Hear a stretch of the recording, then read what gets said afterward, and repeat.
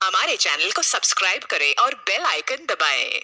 आज की कहानी है दो क्लासमेट्स की जो एक दूसरे को बिल्कुल पसंद नहीं करते थे, लेकिन हालातों ने उन्हें एक ऐसी जगह पर ला के रख दिया जहां पर सरवाइव करना भी बहुत मुश्किल था और वो महीनों तक एक आइलैंड पर एक दूसरे के साथ फंसे रहे। उसके बाद वो उस आइलैंड पर कैसे सरवाइव करते हैं और एक दूसरे के साथ किया कांड करते हैं, देखेंगे हम आज की इस पूरी कहानी में। हेलो दोस्तों, मेरा नाम है इशिता और आज की कहानी शुरू होती है हमें एमा नाम की एक खूबसूरत लड़की को दिखाते हुए जो सुबह जल्दी उठकर अपने स्कूल जाने के लिए तैयार होती है। एमा अपनी स्कूल में एक बहुत ही अच्छी और फेमस स्टूडेंट है जिसके बहुत सारे फ्रेंड्स हैं। दूसरी तरफ हम डीन को देखते हैं जो एमा की तुलना में बहुत ही आलसी लड़का है और वो सुबह लेट करके उठता है और सीधे बाथरूम में जाकर ब्रश करने के बाद तुरंत आकर वीडियो गेम खेलने बैठ जाता है। तो उसके पिता जैक उसे कहते हैं कि तुम स्कूल के लिए लेट हो जाओगे।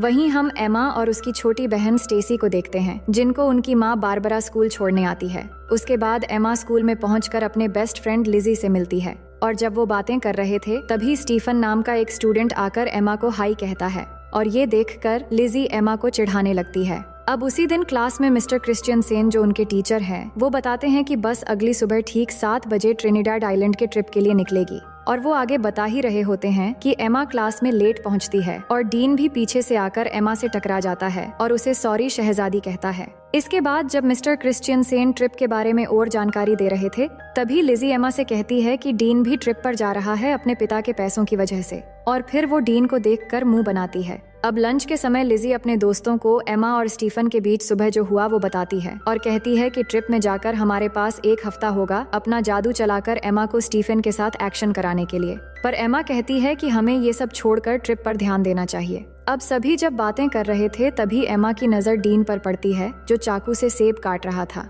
अब थोड़ी देर में मिस कोलियर जो एक टीचर है वो डीन के पास आकर उसे स्कूल में चाकू लेकर आने के लिए डांटती है और फिर उसे प्रिंसिपल के ऑफिस में ले जाती है। फिर लिजी अपने दोस्तों से कहती है कि एमा को डीन जैसे लड़कों के साथ नहीं रहना चाहिए जब स्कूल का एक हॉट लड़का एमा को पसंद करता है। अब अगले दिन सुबह एमा तैयार होती है ट्रिप के लिए और अपने माँ बारबरा और पिता फिल को थैंक यू कहती है उसे ट्रिप पर जाने देने के लिए। दूसरी तरफ डीन ट्रिप पर नहीं जाना चाहता तो उसके पिता जैक उसे कहते हैं कि उसके स्कूल के नियम को तोड़ने के बाद भी उन्होंने कितनी मेहनत की उसे ट्रिप पर जगह दिलाने के लिए, जिसके बाद वो जाने के लिए मान जाता है। अब आगे हम देखते हैं कि मिस्टर क्रिश्चियनसेन सबको बस में चढ़ने के लिए कहते हैं। अब बस में चढ़ते वक्त स्टीफन एमा से पूछता है कि कैसी हो एमा, जिससे लिजी एमा को फिर से चिढ़ाती है पर एमा उस पे ध्यान नहीं देती। अब कुछ समय के अंदर वो ट्रिनिडाड आइलैंड पहुंच जाते हैं और बस से उतरते समय मिस कोलियर सबसे कहती है कि सब कुछ देर पूल में एंजॉय कर सकते हैं पर डिनर से पहले सबको आ जाना है और अगले दिन से प्रोग्राम शुरू करेंगे।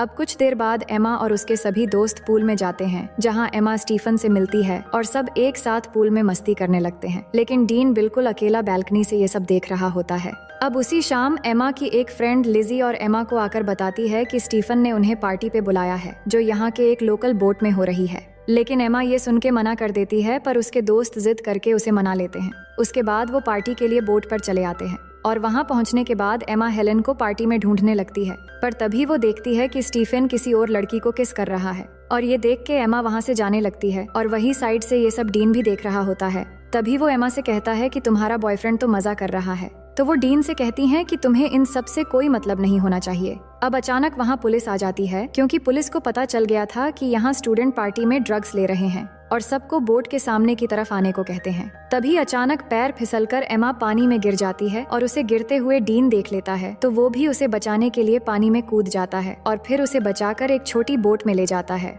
अब उस बोट की रस्सी बड़े बोट से जुड़ी हुई थी तो डीन उस रस्सी को काट देता है और एमा के पूछने पर वो कहता है कि मुझे पुलिस के झंझट में नहीं पड़ना है, पुलिस के जाने के बाद हम बड़े बोट तक पहुंच जाएंगे। लेकिन थोड़ी ही समय के अंदर वो बोट उनसे काफी दूर चला जाता है और तभी वहाँ पर तूफान शुरू होने वाला होता है, लेकिन डीन देखता है कि इसमें तो मोटर ही नहीं है। तभी उनके सामने से अचानक एक बड़ी सी लहर आती है और दोनों कस के बोट को पकड़ लेते हैं। इसके बाद सुबह हो जाती है और दोनों लहरों की वजह से बोट के साथ अरेबियन सागर में पहुंच गए थे। डीन का फोन भीग चुका था तो वो एमा को उसका फोन देने को कहता है पर एमा के फोन में नेटवर्क नहीं आ रहा था। फिर एमा डीन से कहती है कि हमें पार्टी बोट का पीछा करना चाहिए था तो डीन कहता है कि चिंता मत करो, कोई ना कोई हमें लेने आ जाएगा।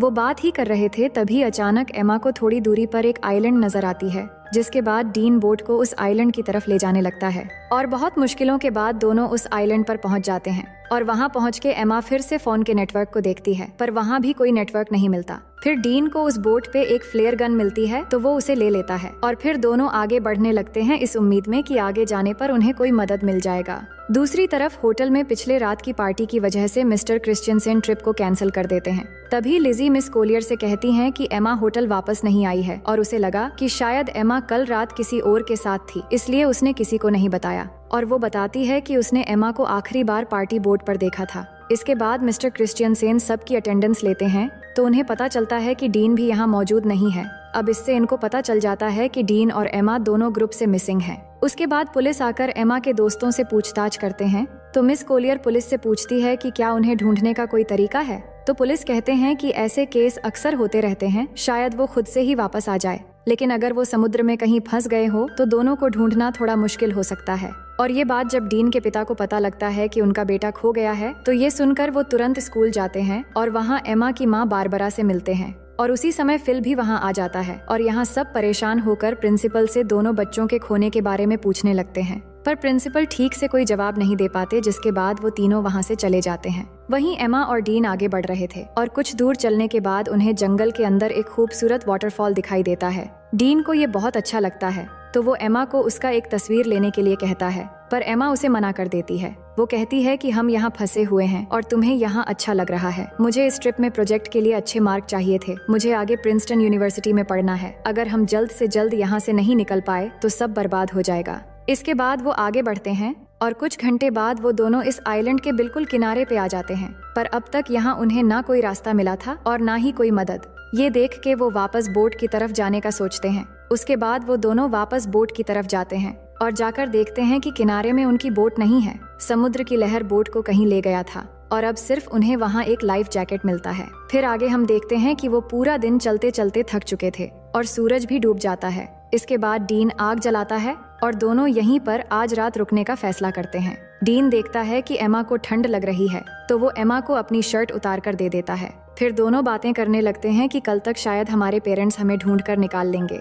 अब आगे हम देखते हैं कि सुबह हो जाती है और डीन जागकर देखता है कि एमा यहाँ नहीं है, तो वो उसे ढूंढते हुए जाकर देखता है कि एमा समुद्र के किनारे पर SOS लिख रही है। तो वो पूछता है कि तुम क्या कर रही हो, तो वो कहती है जान बचाने की कोशिश कर रही हूँ और हमें पीने के लिए पानी ढूंढना होगा। उसके बाद डीन स्विमिंग करने चला जाता है और एमा उसे देखने लगती है। दूसरी तरफ होटल में मिस्टर क्रिश्चियनसेन एमा और डीन के बारे में उनके पेरेंट्स को बताते हैं कि पुलिस उन्हें ढूंढ रहे हैं और पुलिस को एक छोटी बोट मिली है जिस पर शायद वो दोनों थे। फिर जैक कहते हैं कि अगर पुलिस कुछ कर नहीं पा रही है तो हम किसी प्राइवेट रेस्क्यू टीम को काम पर लगा सकते हैं, पर मिस्टर क्रिश्चियनसेन कहते हैं कि पुलिस अपना काम अच्छे से कर रही है और वो जल्द से जल्द बच्चों को ढूंढ निकाल लेंगे। वहीं हम देखते हैं कि एमा पीने के लिए पानी ले रही है, तभी उसे अजीब सा कुछ महसूस होने लगता है। उसे लग रहा होता है कि उसके आसपास कोई है और उसे देख रहा है, तो वो घबराकर वहाँ से चली आती है। इसके बाद दोनों मिलकर धूप से बचने के लिए पत्तों से एक छोटी सी झोपड़ी तैयार करते हैं और थोड़ी देर बाद एमा समुद्र के किनारे बड़ा करके SOS लिखती है ताकि रेस्क्यू टीम अगर यहाँ से गुजरे तो वो उन्हें मिल जाए। फिर दोनों को जो भी इस आइलैंड पे खाने लायक मिलता है वो ढूंढ के खाने लगते हैं और डीन को केले का एक पेड़ मिलता है, तो वो तोड़ के दोनों पेट भर के खाते हैं। अब इस आइलैंड में गर्मी बहुत होती है और एमा फुल पैंट नहीं पहन सकती और वो पैंटी पहनकर भी नहीं रह सकती, तो वो अपनी फुल पैंट को काट के शॉर्ट कर लेती है। इसके बाद एमा देखती है कि डीन उस झोपड़ी में आकर सो रहा है, तो वो भी उसके पास आकर सो जाती है। तभी अचानक डीन एमा की तरफ मुड़ता है और उस पर हाथ रख देता है, पर एमा को ये अच्छा लगता है और वो कुछ नहीं कहती। फिर अगले दिन जब एमा वाटरफॉल में नहा रही होती है, तब डीन आकर उससे सनस्क्रीन मांगता है, तो एमा डीन को कहती है कि मैं यहाँ नहा रही हूँ, तुम दूसरी तरफ जाओ। तो डीन कहता है कि तुम ही ने तो मुझे यहाँ पहरेदारी करने के लिए कहा है। ये सुन के एमा कहती है कि इस आइलैंड में कोई और भी है, इसलिए मैंने कहा था। उधर होटल में बारबरा एमा को लेकर बहुत परेशान थी और न्यूज में ये बताया जा रहा था कि एमा और डीन के गायब होने की केस अब ऑफिशियल हो गई है और अब पुलिस को लगता है कि वो दोनों मर चुके हैं और अब वो उनकी लाश ढूंढ रहे हैं। और फिल तैयार हो रहा था घर जाने के लिए, क्योंकि एमा की छोटी बहन स्टेसी घर में अकेली है। पर बारबरा अभी भी घबराई हुई है, तो फिल बारबरा से कहता है कि एमा मिल जाएगी और ये कह के वो उसे गले लगा लेता है। जिसके बाद अगले दिन जैक बारबरा के साथ हेलीकॉप्टर लेकर एमा और डीन को ढूंढने निकल पड़ता है और वही आइलैंड में थोड़ी देर के बाद रात होने वाली है और एमा डीन को बता रही होती है कि वो अपने परिवार को बहुत याद कर रही है। तभी डीन को वहाँ पर किसी इंसान की खोपड़ी मिलती है, तो एमा उसे देखकर बहुत डर जाती है और कहती है कि ये भी हमारी तरह शायद यहाँ फंस गया होगा और इसकी ये हालत हो गई और अब हमारी हालत भी शायद इसी के जैसा हो जाएगा। पर डीन उसे कहता है कि ये शायद कोई मछुआरा या फिर कोई स्मगलर होगा जो यहाँ आकर मर गया था, लेकिन हमारे पीछे हमारे पेरेंट्स हैं और हम यहाँ अकेले नहीं हैं। और उसे विश्वास दिलाता है कि अगर हम एक दूसरे के साथ ऐसे ही देते रहेंगे तो हम यहाँ कभी नहीं मरेंगे और एक दिन हम जरूर घर वापस जाएंगे। और ये कहने के बाद वो एमा को किस करने लगता है। एमा पहली बार किसी को किस कर रही थी और उसे अच्छा भी लग रहा था और अब रात भी हो गई थी। फिर क्या होना था, डीन सारी हदें तोड़ देता है और आइलैंड में एक तूफान आता है और इस तूफान को एमा पहली बार एंजॉय करके बहुत खुश थी।